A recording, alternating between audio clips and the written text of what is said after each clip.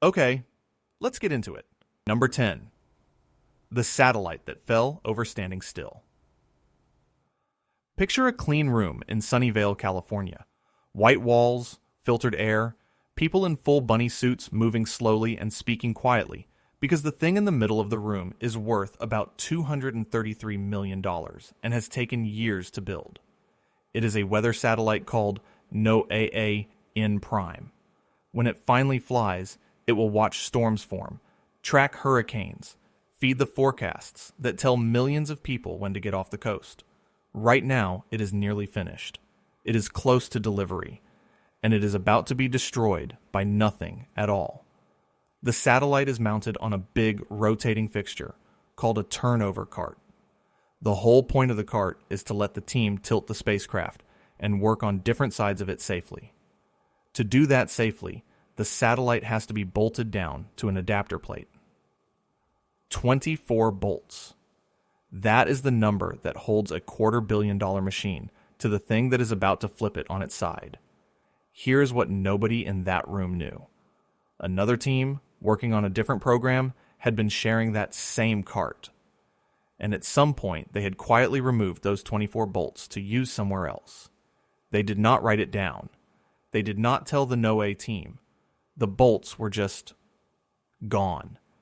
And the cart sat there, in a shared staging area, looking exactly like a cart that was ready to go. So the NOAA crew starts the rotation. They begin to tilt the satellite. And for a few degrees, everything looks normal. Because for a few degrees, gravity has not fully noticed yet.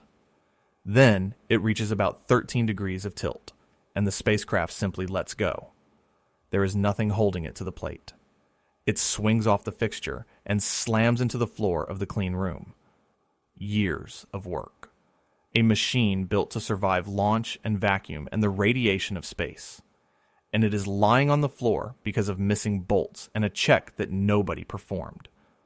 The investigation afterward is the part that should really keep you up. NASA did not just say, somebody forgot some bolts. They looked at the whole facility and found that the sloppiness was, in their word, systemic. This was not one weird bad day. This was a culture where an undocumented change to shared hardware could quietly turn a finished spacecraft into scrap. The report basically said, the specific accident is almost beside the point. The conditions that caused it were everywhere. And now, the strangely hopeful ending. They didn't give up on it. They picked the satellite up, they rebuilt it, and it took about a year and a lot of money. In 2009, it finally launched, renamed NOAA-19. And then it worked. It worked for more than 16 years, watching storms, exactly as intended.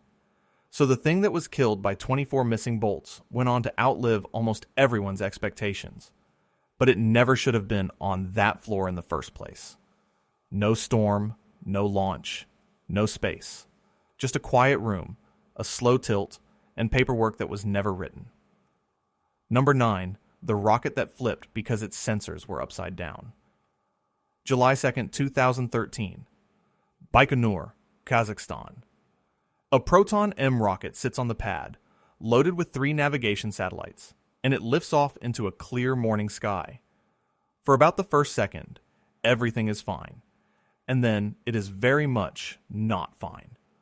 Almost immediately, the rocket starts leaning, not drifting gently, but pitching over, like it has decided the ground is up. The engines are gimbaling, swinging hard, trying to correct. But every correction makes it worse, because the rocket's brain has fundamentally lost track of which way it is pointing. It rolls, it tips, it arcs back toward the Earth, and a few seconds after leaving the pad, it comes down about a kilometer away and detonates in an enormous fireball. If you have seen the footage, you don't forget it. It looks less like a rocket failure and more like a magic trick going wrong. Now here is the cause, and it is almost insulting in how simple it is. A Proton M steers using angular velocity sensors. These little units measure how fast the rocket is rotating, and they feed that into the flight control system so it can keep the vehicle pointed straight. There are 6 of them for the yaw axis. And on this rocket, 3 of those 6 had been installed upside down. Each sensor has an arrow stamped on it. The arrow is supposed to point toward the top of the rocket. On the failed vehicle, several of those arrows were pointing at the ground. So the moment the rocket started to move, the sensors reported its rotation backwards. The flight computer felt the vehicle tip one way, saw it tip the other way, and shoved the engines in exactly the wrong direction. It flew itself into the dirt with total confidence. And here's the detail that really lands. Those sensors were designed so they shouldn't fit upside down easily. There were guide pins meant to line them up correctly. Investigators found that the misinstalled units bore the marks of being forced into place. Somebody pushed them past the pins, into the wrong orientation, hard enough to leave physical evidence of the struggle. And there was no step anywhere in the pre-launch process built to catch it. No inspection that said, hey, check the arrows. So a rocket that cost hundreds of millions of dollars, carrying 3 more satellites, was doomed on the assembly bench by 3 parts jammed in backwards. Roscosmos investigated and made it official. The Proton went down because its sensors were upside down. That was the whole story. Not sabotage, not some exotic failure of physics. Just up and down, swapped and forced. There is something almost unbearable about it. All that engineering, all that thrust, all that precision, and it comes apart because of a direction. One of the oldest, simplest concepts there is. Which way is up? Number 8. The cameras that froze 1 billion kilometers away. By 1981, Voyager 2 had already become one of the great overachievers of the space age. It had crossed the solar system. It had photographed Jupiter. And now it was sweeping through the Saturn system, sending back images that no human being had ever seen, of a world with rings that shouldn't be as beautiful as they are. To take those pictures, Voyager doesn't just point its whole body around. It has a scan platform, a movable mount that carries the cameras and instruments and swivels to track targets as the spacecraft races past. And roughly 110 minutes after Voyager 2 made its closest approach to Saturn, that platform stopped moving. It seized, right in the middle of the encounter. The onboard computer noticed something was wrong, and, doing its job, it disabled further commands to the platform to avoid making things worse. Which meant that for a stretch of the most valuable flyby imaging in the mission, the cameras were stuck, and some of the planned observations were simply lost. Gone. There is no going back to Saturn for a reshoot. And now, think about where this is happening. Voyager 2 is over 1 billion kilometers from Earth. There is no repair crew. There is no reaching out and giving it a smack. Any command you send takes well over an hour just to arrive, one way. The engineers on Earth are essentially staring at a jammed machine across a distance so vast that light itself is running late, and they have to figure out what went wrong from telemetry alone. So what went wrong? They worked it out. The platform is driven by an actuator, a little gear-driven motor system, and during the encounter, the team had been slewing that platform fast, over and over, to catch fast-moving targets. All that aggressive high-speed movement had actually pushed the lubricant out of the gears. The platform ran dry, and it stuck.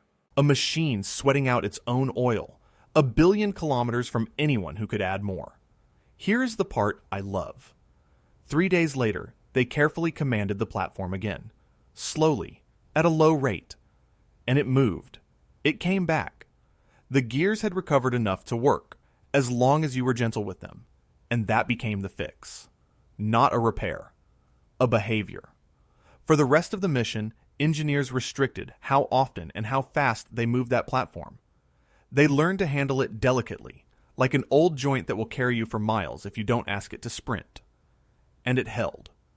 That same gentle discipline carried Voyager 2 all the way through its flyby of Uranus in 1986, and Neptune in 1989, delivering the only close-up images of those two worlds that humanity has ever taken. So the malfunction was real, and it cost real data at Saturn. But the response was one of the quiet triumphs of the whole program. They couldn't touch it, so instead they changed the way they spoke to it, and the machine, treated kindly, kept going for another 8 years, out to the edge of everything. Number 7. The mission killed by one missing character. In the summer of 1988, the Soviet Union launched an ambitious pair of spacecraft toward Mars. The mission was called Phobos, aimed not just at the planet, but at its strange little moon, Phobos, a lumpy potato of a world that we still don't fully understand. The first probe, Phobos 1, lifted off on July 7, 1988, and for a while, it was on its way. A working spacecraft crossing the Gulf toward Mars, carrying the hopes of a huge team of scientists and engineers.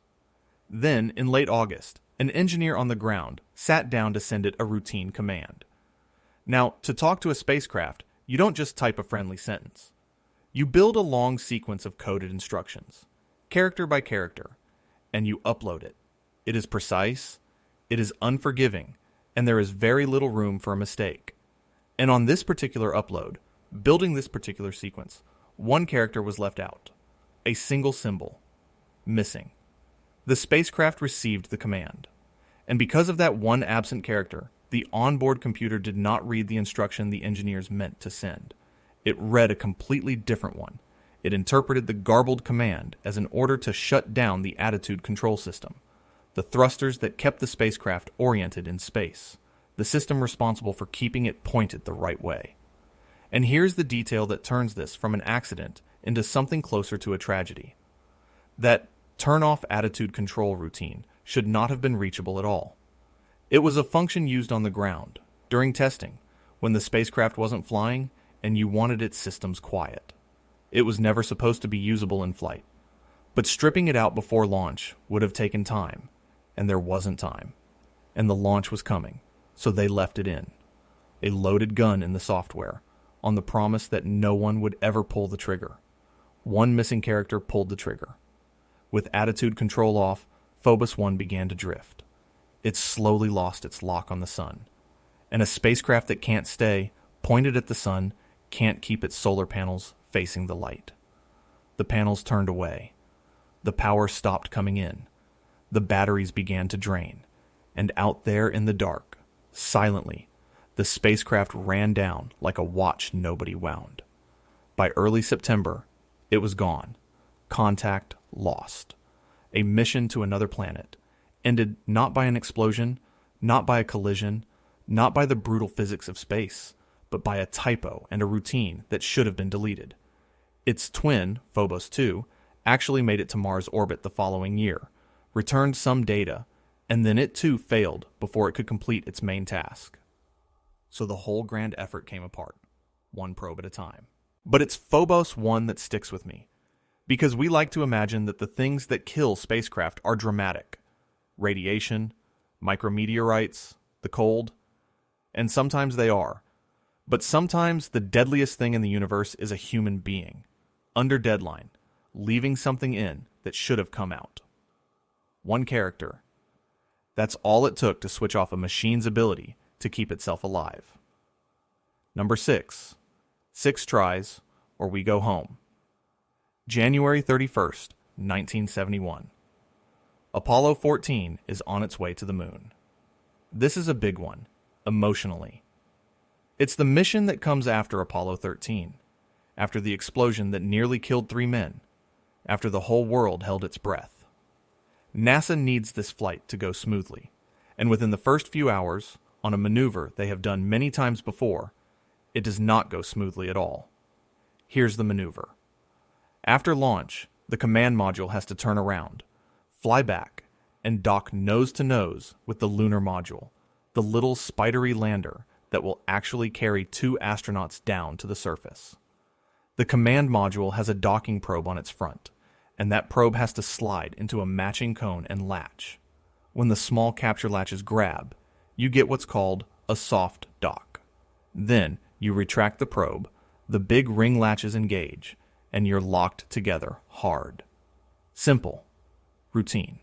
They've rehearsed it endlessly. Command Module pilot Stuart Rusa lines it up and moves in. Contact. And nothing. The capture latches don't engage. No soft dock. He backs off, comes around, tries again. Nothing. Again. Nothing. He is flying this thing perfectly, gently pushing the probe into the cone exactly the way he's supposed to, and the latches simply refuse to grab. Now feel the weight of this. If they cannot dock the two spacecraft together, they cannot get the crew into the lunar module later. And if they can't do that, there is no moon landing. The mission is over before it has really begun. All of it, the training, the cost, the national moment, hanging on a mechanism the size of a fist that has decided today not to work. They try a fourth time, a fifth. Nearly 2 hours go by. 2 hours of a small problem quietly threatening to cancel a trip to another world. On the ground, engineers are scrambling, running through everything they know about the mechanism, trying to understand why a probe that has worked on every previous flight is failing now. Finally, they decide to try something more forceful. Rusa flies in for the 6th attempt, and this time, when he makes contact, he holds the command module's thrusters firing, driving the probe in harder, keeping the pressure on. And the latches catch. Soft dock. Rusa retracts the probe. The ring latches grab. Hard dock. They are connected. The moon landing is back on. And here is the part that should unsettle you. Afterward, engineers took that docking mechanism apart and studied it, and they found nothing wrong. No defect, no broken part, no manufacturing flaw. The most likely explanation anyone could offer was that maybe a tiny bit of debris, some small piece of contamination, had briefly stopped the latches from triggering automatically. Maybe. They added a protective cover to the docking gear on future flights, just in case, but they never truly, definitively found the cause. So the fix, in the end, was not understanding. The fix was persistence. Try again, and push harder, and hope. It worked. But sit with that for a second. One of the most carefully engineered machines humans have ever built, on a mission watched by the entire planet, was saved by the oldest trick there is. Do it again. And nobody could fully tell you why it worked the 6th time, and not the first 5. Some malfunctions get solved. This one just let go. Number 5. The line of code that blew up a rocket. June 4th, 1996. The brand new Ariane 5 rocket stands on its pad in French Guiana, ready for its maiden flight. This is Europe's big step forward, a heavy lift rocket meant to carry the continent's satellites for decades.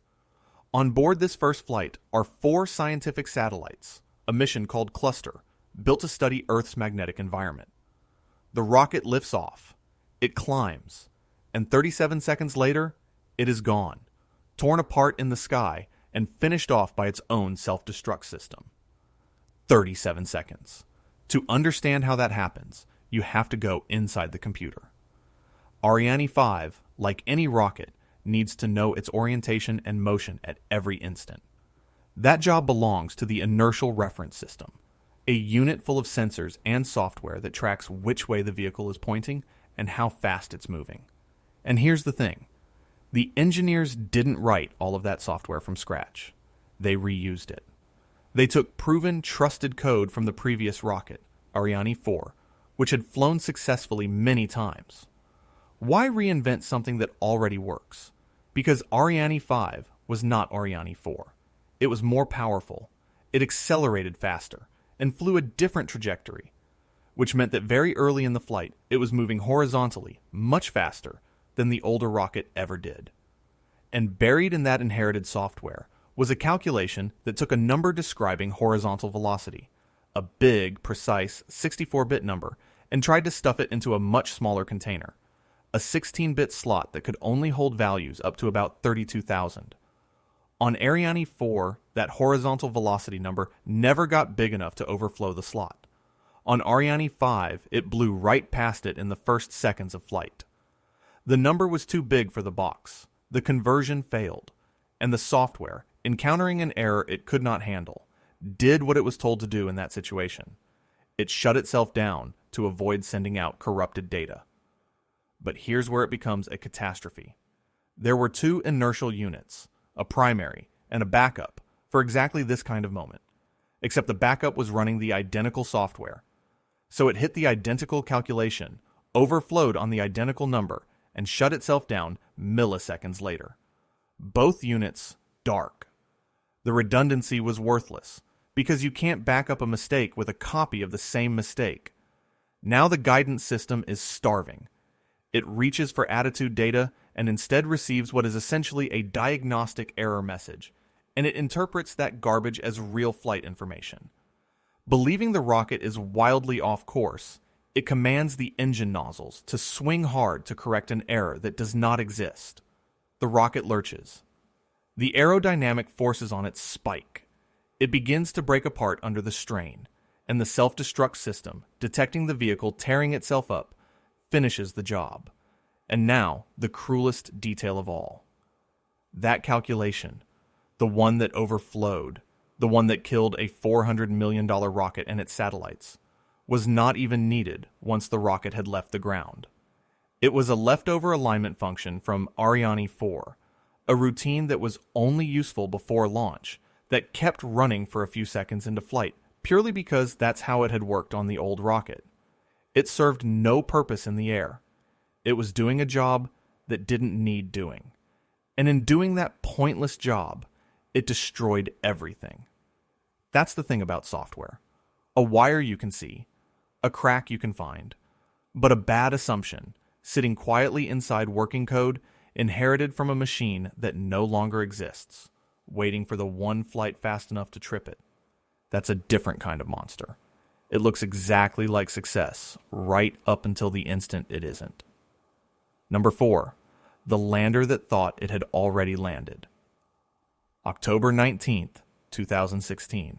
A small disc-shaped lander named Schiaparelli is falling toward Mars. It's part of a European mission, sent to demonstrate that Europe can safely land a spacecraft on the Red Planet, a rehearsal for bigger things to come. The descent is supposed to take about 6 minutes, and for most of those 6 minutes, it goes beautifully. Schiaparelli hits the atmosphere at enormous speed. Its heat shield does its job. At an altitude of around 12 kilometers, moving well over 1,000 kilometers per hour, its parachute deploys, right on schedule. The heat shield drops away.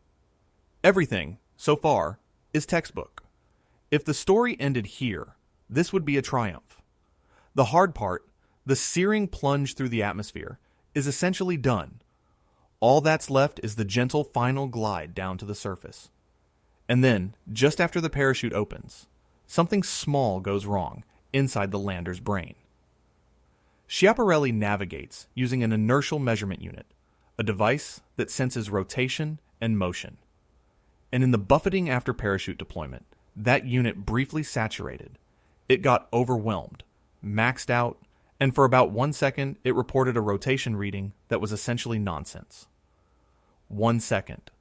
That doesn't sound like much, but the lander's navigation software took that bad reading and folded it into its running calculation of where it was and how high up it was. And the number that came out the other end was impossible.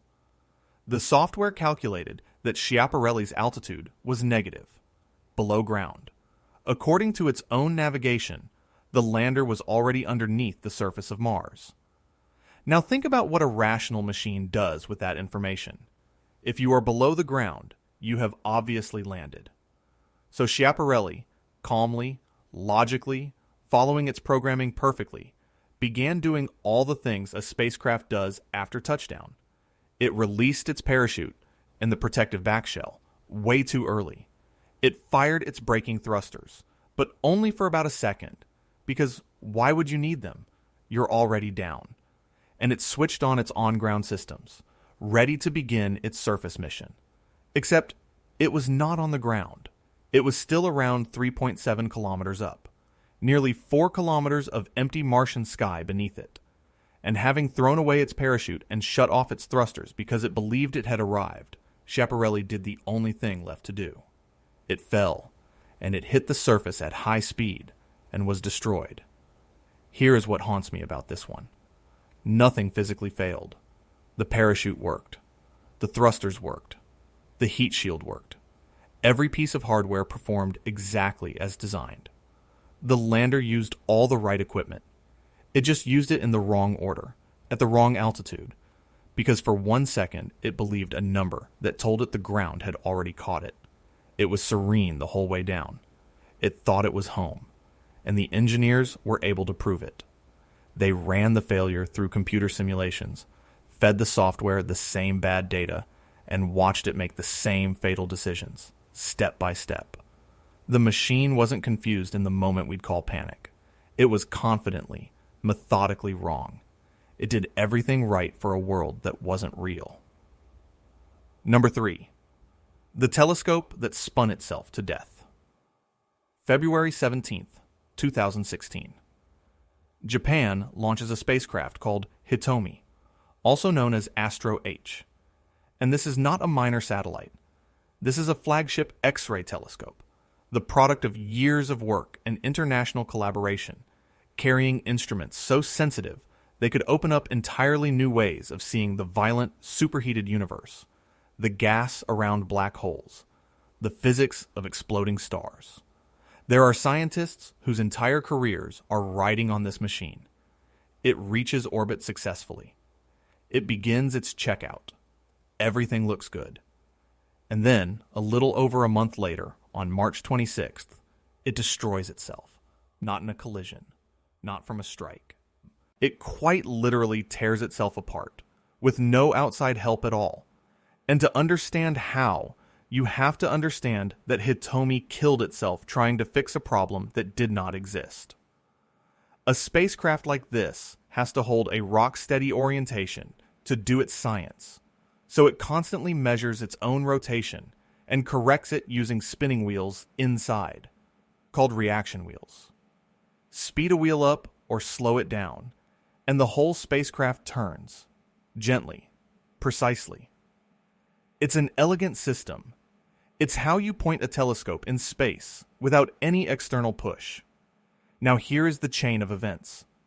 Hitomi's system that senses rotation reported that the spacecraft was slowly turning around one of its axes at about 21 degrees per hour, a slow, steady spin, except it wasn't. The spacecraft was actually stable. It wasn't rotating at all. The reading was wrong, but the control system had no reason to doubt it. It trusted its own senses. And its senses said, "We are spinning." So the control system did exactly what it was built to do. It fired up the reaction wheels to cancel out the rotation. But there was no rotation to cancel. So instead of stopping a spin, the wheels started one. The spacecraft, which had been sitting perfectly still, was now genuinely turning because it had tried to correct a phantom. And the faster it actually spun, the more the confused system tried to compensate, and the situation fed on itself. There was a chance to save it. A later command could have used the thrusters to stop the spin. But that command was loaded with the wrong settings, bad parameters, and instead of arresting the rotation, it made it worse. It poured fuel on the fire. Hitomi spun faster and faster, and eventually it was rotating so violently that the forces exceeded what the structure could take. The long, delicate parts, the solar panels, the extended telescope structure, the parts that make a spacecraft look like a spacecraft, sheared off. Ground observers watched Hitomi shed pieces of itself into orbit, breaking into fragments of debris. Communication was lost, and with it went $286 million. Years of planned observations, and a decade of science that will simply never happen. Sit with the shape of this failure. Nothing broke first. There was no initial malfunction of a physical part. A healthy, stable, functioning spacecraft was told, by a faulty reading, that it was in trouble. And its entire effort to save itself, every logical, well-intentioned correction, was the thing that destroyed it. It was a machine fighting a ghost.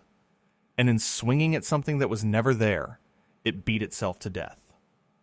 That's the quiet horror at the center of so many of these stories. We build these systems to protect themselves, to sense danger and respond. And every so often, the sensing goes wrong, and all that carefully designed self-preservation turns inward, and the machine's own survival instinct becomes the thing that kills it. Number 2. 2 failures at once. July 23rd, 1999.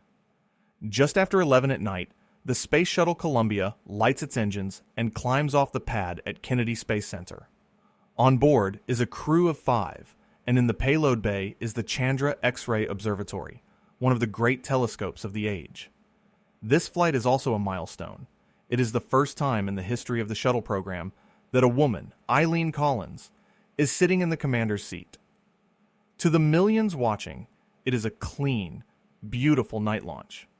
The shuttle rises on a pillar of fire and disappears into the dark. It was not clean. In those first seconds and minutes, Columbia was quietly failing in 2 completely separate ways at the same time, and most of the world had no idea. Failure number 1 happened about 5 seconds after liftoff. Deep in the shuttle's wiring, an electrical short occurred. A short that knocked out power to critical controllers. Each of the shuttle's 3 main engines is managed by its own computer control unit, with a backup for safety. That short took out the primary controller on the center engine and the backup controller on the right engine. Just like that, 5 seconds in, 2 engines lost one of their 2 brains apiece. Now, the shuttle was designed for exactly this. The redundant controllers, the ones still alive on those engines, took over and kept them running. So, the vehicle kept flying. But understand what nearly happened. If the short had hit slightly differently, if it had taken out the remaining controller on one of those engines, that engine could have shut down in the middle of ascent. And losing a main engine early in a shuttle launch was one of the most dangerous situations imaginable. They were 1 wire away from a genuine emergency. And where did that short come from? Investigators later traced it to a wire whose insulation had been damaged. The most likely cause was almost unbearably ordinary. At some point, probably years earlier, during work on the vehicle, someone had inadvertently stepped on it. A scuffed wire, buried in a machine of 250,000 parts, waiting quietly since the factory for the one launch where it would finally arc. Now failure number 2, which was running the entire time, all the way to orbit. As the engines ignited on the pad, a small gold-plated pin, part of the internal plumbing of the number 3 main engine, worked loose. As it came free, it struck the inside wall of the engine nozzle and ruptured 3 of the thin tubes that carry liquid hydrogen to cool that nozzle. And so, from the very first seconds, that engine was leaking hydrogen fuel. Not catastrophically, not in a way that blew anything up, but steadily, the whole way up, the engine was bleeding propellant it needed. The consequence of that leak was that the engines had to compensate, and Columbia ran slightly short on fuel at the end. The main engines cut off a hair early, and the shuttle reached an orbit about 7 miles lower than planned.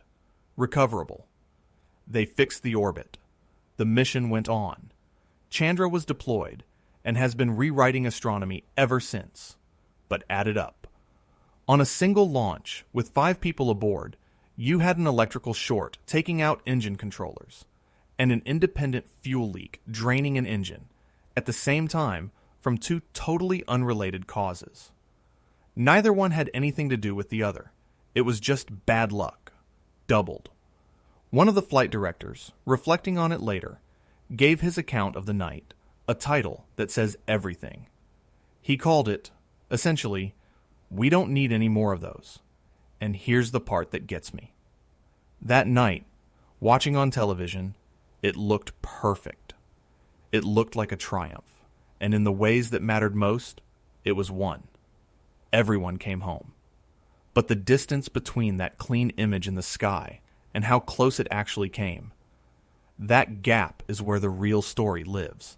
The most dangerous moments in spaceflight don't always look dangerous from the outside. Sometimes they look like a gorgeous launch on a summer night, and only the people reading the data know that the machine was fighting for its life on the way up. Number 1. The alarm that almost aborted the moon landing.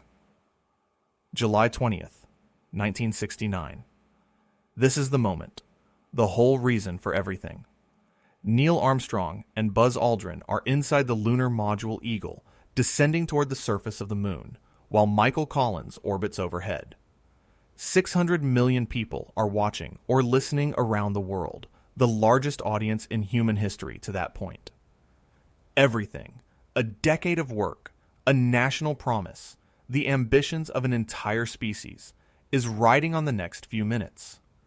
And in those minutes, the computer flying the landing throws up an alarm that nobody in the spacecraft understands. Armstrong's voice comes down, tight and controlled. Program alarm. And then he asks Houston to give him a reading on it. A 1202. Now put yourself in mission control. You are minutes from either the greatest achievement in history or a disaster in front of the entire world. And the onboard computer, the thing steering two men toward the surface, is flashing an error code. The instinct, the safe instinct, is to abort. Call it off. Send them back up to orbit and try another day. You do not gamble with two lives and the whole program on a computer that might be failing. Every second they spend not understanding that alarm is a second closer to the ground. Here is what the 1202 actually meant. The guidance computer was overloaded. It was being asked to do more work than it could finish in the time it had. And the reason was almost mundane. The crew had left the rendezvous radar, the system they'd use to find the command module later, switched into a mode that was quietly stealing processing cycles from the computer during the descent. The machine was drowning in tasks. The alarm was its way of shouting that it couldn't keep up. And this is where a decision made weeks earlier saved the moon landing.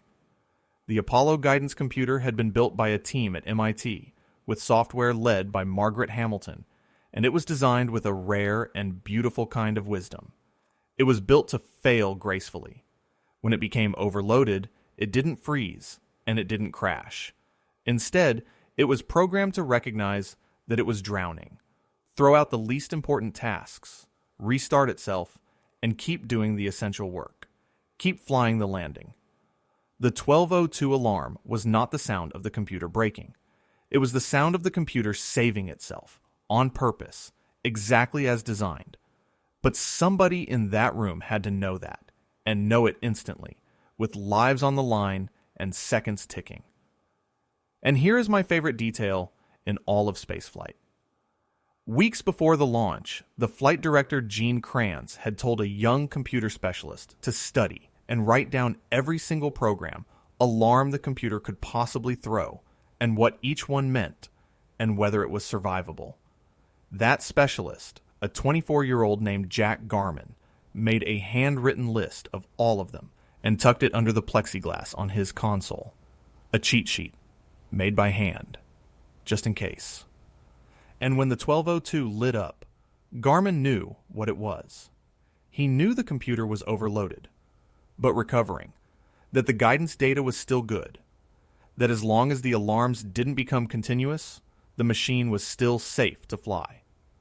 He passed that up the chain to the guidance officer, Steve Bales, who made the call, and the word went to the crew through the capsule communicator, Charlie Duke. We are go on that alarm. Go. Keep landing. The alarms flashed again during the descent. 1201 this time, then more. And each time, the answer held. Go. The computer kept shedding its excess load and kept flying, and Armstrong took over manually for the final stretch, and Eagle came to rest on the Sea of Tranquility with seconds of fuel to spare. And a few hours later, a human being stepped onto another world. We remember the footprint. We remember the words. But underneath the whole thing, in the last 3 minutes, was a machine quietly overloading, and a design that let it fail without dying. And a young man with a handwritten list who understood, in the instant it mattered, that the alarm was not the end. And that, to me, is the real lesson hiding inside every story in this list. We are handing more and more of ourselves to machines we can't fully see inside.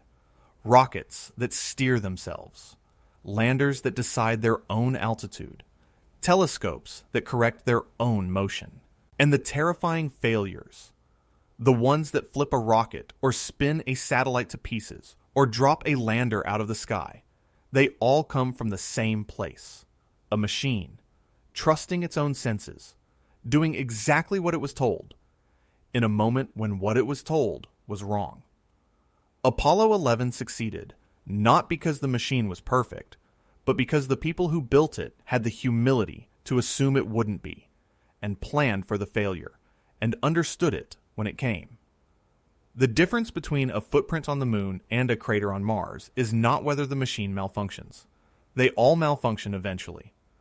The difference is whether, when it does, somebody understands what they're looking at, and whether they made a cheat sheet just in case. Thank you for watching and sticking till the end. We've got plenty more videos coming in the future. Hit that subscribe button so you don't miss them.